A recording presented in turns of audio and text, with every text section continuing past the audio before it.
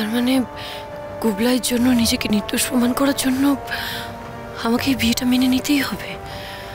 আমার কাছে আর কোনো উপায় নেই। যেভাবে হোক আগে শানুটার ছেলের কাস্টাডি পাই, তারপর তোমাকে এই খুনের শাস্তি দেওয়ার রাস্তা আমি ঠিক বার করে নেব দিশা সানিয়াল।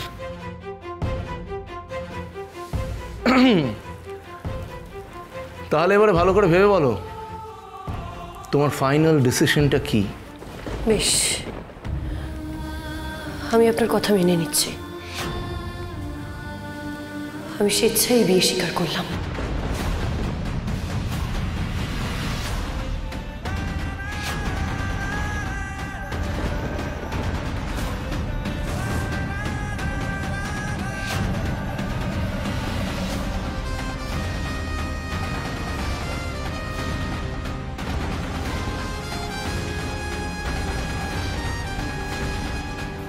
দিশা,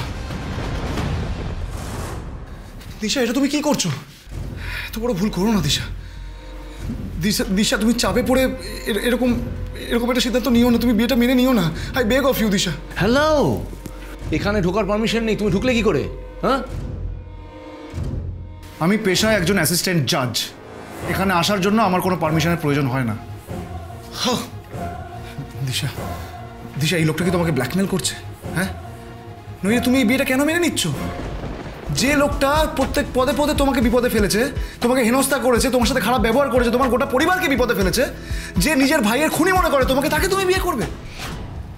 এই দিশা, দিশা, এই একবার তাকাও আমার দিকে প্লিজ। প্লিজ আমার কথাটা একবার শোনো, একবার তাকাও না আমার দিকে। আমরা তো একে অপরকে ভালোবাসি বলো। হ্যাঁ, আমরা একে অপরকে ভালোবাসি, আমাদের বিয়ের দিনটাও ঠিক হয়ে গেছে, তারপরেও তুমি কেন? তুমি আমায় কতটা ভালোবাসো তার প্রমাণ পেয়ে গেছি বিভান।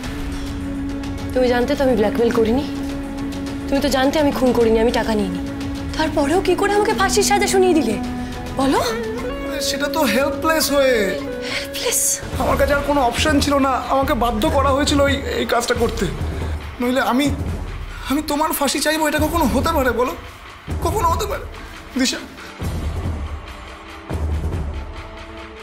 এবার বুঝতে পেরেছি এই পুরো চালটাই তাহলে আপনার। আপনি গুবলাইকে কিডন্যাপ করে আমার উপর প্রেশার তৈরি করে আপনি দিশার ফাঁসি সাজানোটা কনফার্ম করিয়ে নিলেন, তারপর নিজের বিয়ের নাটকটা করে মহান সাজলেন। বাহ বাহ স্যারকে।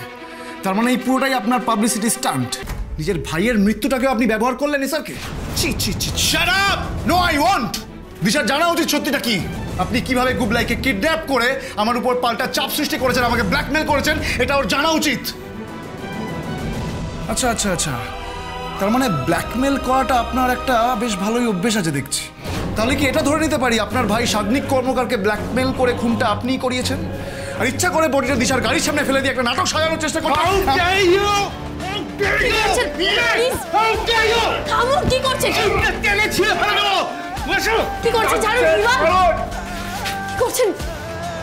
কি করছেন কি? ছাড়ুন, আপনারা এইভাবে মারপিট করতে পারেন না।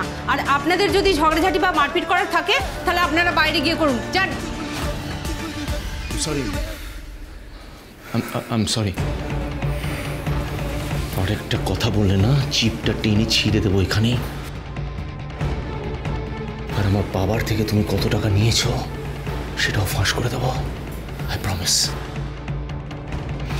এর বদলা আমিও নেব স্যারকে। কড়ায় গন্ডায় সব অপমান উসুল করব। Be ready. Mister Soumya Karmakar, formalities complete করে সব ডকুমেন্টস আমি অফিসারকে হ্যান্ড ওভার করে দিয়েছি। আপনি এবার মিস দিশাকে নিয়ে যেতে পারেন।